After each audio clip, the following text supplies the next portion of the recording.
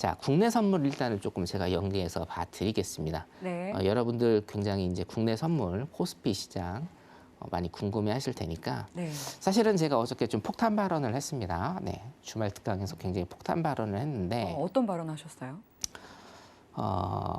제 예상에 개인적인 예상에 예. 굉장히 궁금해하시는 표정입니다. 자, 3,300포인트 안 옵니다, 여러분. 네, 3,300포인트 안 온다라고 제가 어저께 폭탄 발언을 했고 네.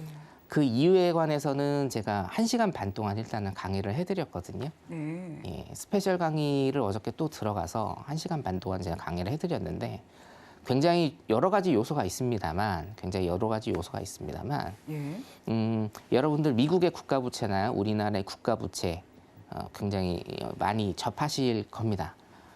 그런데 제가 어저께 확실하게 말씀드린 것 중에 하나, 국가부채는 여러분들이 신경 안 쓰셔도 된다. 왜냐면 뭐 미국의 국가부채든 아니면 우리나라의 국가부채든 사실상 우리 생이 닿을 때까지는 국가부채 신경 안 쓰셔도 된다라고 제가 좀 말씀을 드렸습니다. 이유는 인플레이션의 기조효과 등등등 해서 제가 몇 가지 일단 설명을 드렸고요. 가장 중요한 건 뭐냐면요, 여러분, 우리나라입니다. 우리나라 같은 경우에는 지금 가계부채가 문제예요. 가계부채가 일단은 기조에 깔려 있고 그 위에 이제 주식과 부동산 버블이라고 표현을 하죠, 우리가. 자산 가격에 대한 버블이 굉장히 조금 심한데 이게 1차 충격은 주식에서 올 거고요. 2차 충격은 뭡니까? 2차 충격은 부동산에서 온다라고 제가 어저께 코스피랑 국내 선물 가격을 일단 좀 잡아드리면서 제가 길게 좀 말씀을 드렸거든요. 굉장히 좀 집중을 많이 하시고 1시간 반이 넘는 강의였음에도 불구하고 여러분들께서 거의 안 나가시고 잘 이제 시청을 좀 해주셨습니다. 이 자리 빌어서 좀 감사하다는 말씀 드리고요. 여러 가지 이유가 있는데 지금 우리나라 같은 경우에는요. 자, 미국하고 우리나라는 지금 따로 놓고 생각을 해야 된다고 제가 계속 강조를 드리죠. 그죠? 미국 같은 경우에는 미국 기업의 펀더멘탈이 굉장히 좋았기 때문에 계속적으로 작년 10월부터 상방을 쳤죠. 하지만 우리나라는 어떻습니까? 제가 말씀드린 대로, 제가 예측한 대로 지금 박스장을 만 4개월 동안 일단은 친 다음에 어떻게 됐어요? 하방으로 쭉 뻗었습니다. 그렇죠?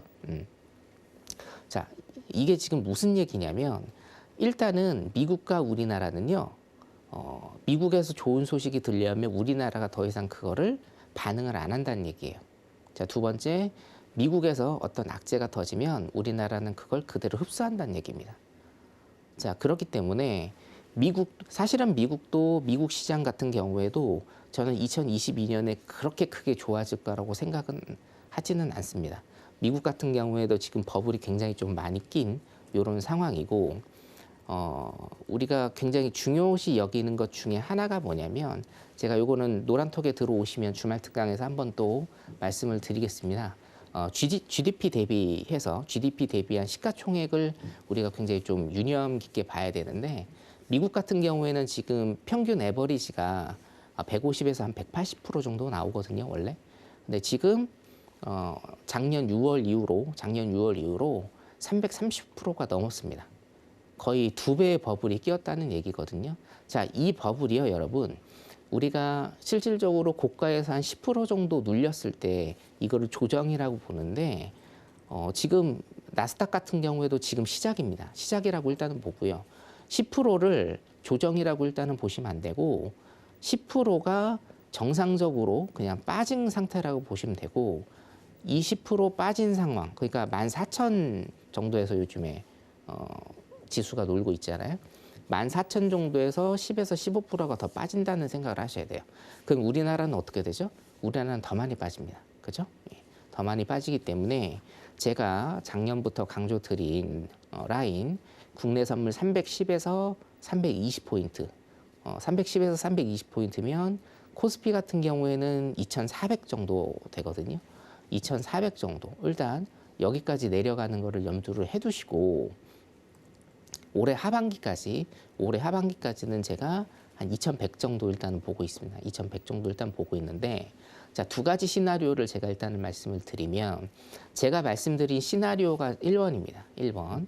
계속적으로 코스피는 기술적 반등은 당연히 올 수 있어요. 아무리 금융위기가 예를 들어서 온다라고 해도 기술적 반등은 항상 있는 거기 때문에 그래서 기술적 반등으로는 한 2,600에서 2,900포인트 박스장을 일단은 치면서 2,400 제가 1차 라인은 2,740포인트 말씀을 드렸는데 찍었고요. 그거는 뭐 벌써 찍었고 한 2,400 정도, 2,400포인트 정도 2차 라인, 3차 라인 2,100포인트 정도입니다.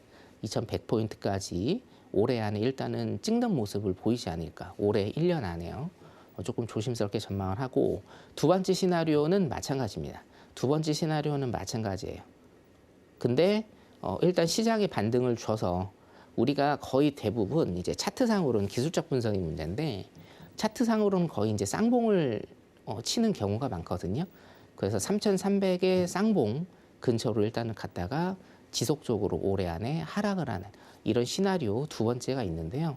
사실은 두 번째 시나리오 같은 경우에는 시장이 굉장히 급변을 하고 많이 빠져야 됩니다. 그래서 저는 어저께 첫 번째 시나리오에 대해서 여러분들한테 일단은 말씀을 드렸고 이 근거는 부동산 시장과 주식 시장, 특히나 부동산 시장 같은 경우에는 제가 어저께 제 전문 분야라고 제 전문 분야의 한 파트라고 할 수 있는 우리 그 서울 지역의 낙찰가율, 부동산 낙찰가율을 설명을 드리면서 왜 이런 현상이 발생을 했는지 그리고 이 낙찰가율이 우리한테 주는 의미는 뭔지에 대해서 일단 제가 어저께 좀 소상히 설명을 드렸기 때문에 어저께 하루 강의가 주말 특강의 다는 아닙니다, 여러분. 제가 스페셜 강의로 계속적으로 여러분들한테 이제 말씀을 드릴 예정이니까 노라톡 들어오셔서 강의 계속 들으시면 될 것 같습니다.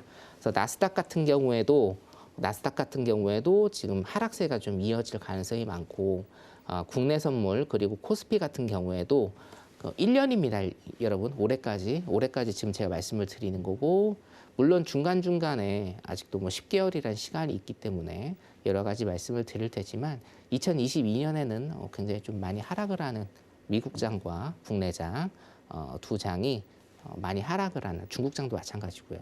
많이 하락을 하지 않을까 제가 조심스럽게 좀 예상을 해드리도록 하겠습니다.